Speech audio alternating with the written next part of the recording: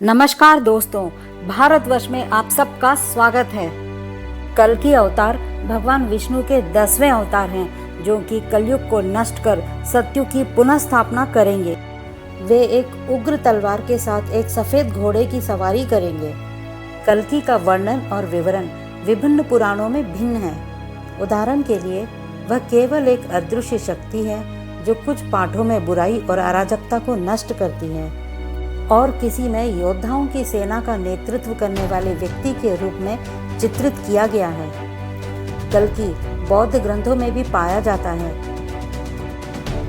कल्कि अवतार की भविष्यवाणी को ज्यादातर हिंदू धर्म, सनातन धर्म के वैष्णव संप्रदाय के अनुयायियों द्वारा माना जाता है, जो विष्णु के 10 अवतारों में से एक हैं, जो वैष्णववाद के मुख्य देवता हैं। कल्कि नाम काल से लिया गया है, जिसका अर्थ है समय, कलयुग।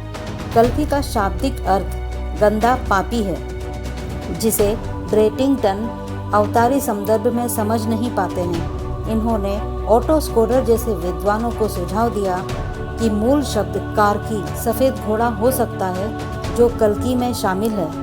महाभारत पांडुलिपियों के 2 संस्करणों जैसे जी 3.6 पांडुलिपि में संस्कृत के छंदों का नाम कल्कि के बजाय कारकी होना है। कल्कि का जन्म संभली नामक स्थान में, जो कि आज उड़ीसा राष्ट्र में स्थित है, होगा।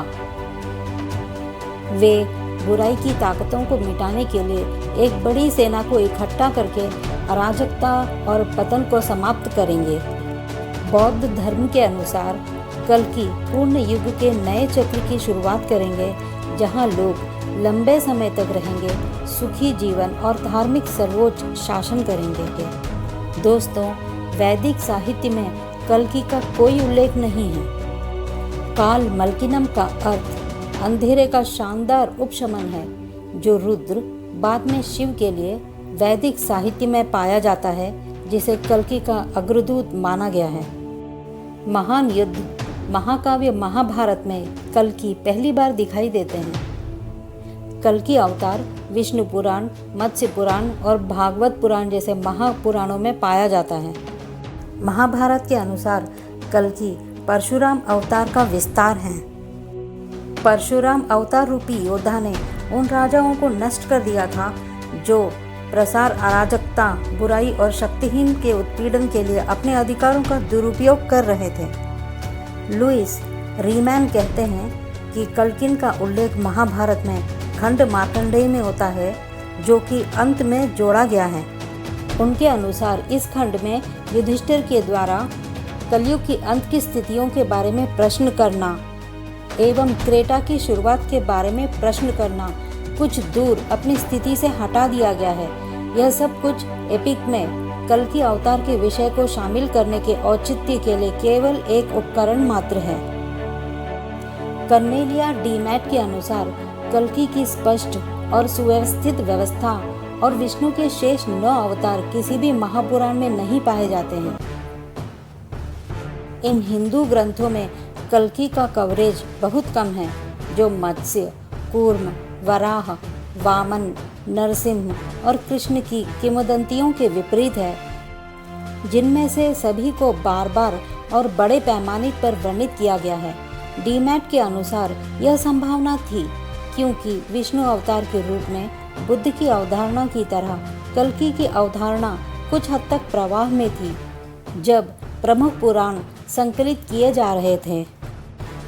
यह मिथक हिंदू ग्रंथों में विकसित हो सकता है, क्योंकि भारतीय उपमहाद्वीप के उत्तर पश्चिम में सदियों से विभिन्न सेनाओं के आक्रमणों की प्रतिक्रिया के रूप में, और वे आक्रमणकारी उन पौराणिक कथाओं को अपने साथ लाए हो सकते हैं। जॉन मिचनर के अनुसार कल्कि अवधारणा की संभावना कुछ इसी तरह के यहूदी, ईसाई, पारसी और अन्य धर्मों के उपाय से उधार ली गई थी। मिचनर ने कहा कि कुछ पुराणों जैसे कि युग पुराण में कल्कि का उल्लेख नहीं है, और अन्य पुराणों की तुलना में एक अलग ब्रह्मांड विज्ञान प्रस्तुत करते हैं। युग पुराण मौर्य युग के बाद के भारत, ग्रीक और शक युग के अधिक विवरण में पौराणिक कथाओं का वर्णन करता है, जबकि कल्कि विचार से युक्त मनवंतर विषय अन्य पुराणों में अधिक से अधिक पौराणिक है। लुइस गोंजालेस रीमैन ने मिचनर के साथ सहमति जताते हुए कहा कि युग पुराण में कल्कि का उल्लेख नहीं है।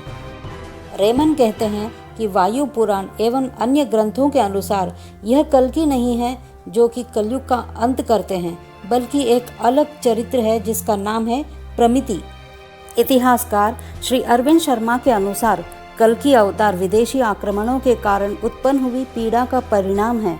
वे कल्कि को हिंदू धर्म में पौराणिक कथाओं का विकास मानते हैं। इस तरह हम विशेषज्ञों की माने तो कल्कि अवतार केवल एक कल्पना मात्र है। कल्कि अवतार की कल्पना लोगों में भय एवं चिंता को दूर कर उनमें धैर्य एवं आत्मविश्वास को जगाना है।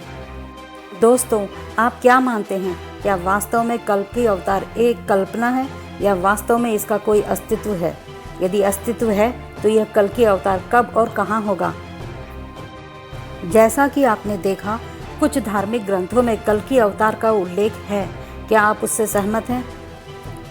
और यदि कल्कि अवतार है तो उसका उल्लेख हमारे सारे धार्मिक ग्रंथों में क्यों नहीं है?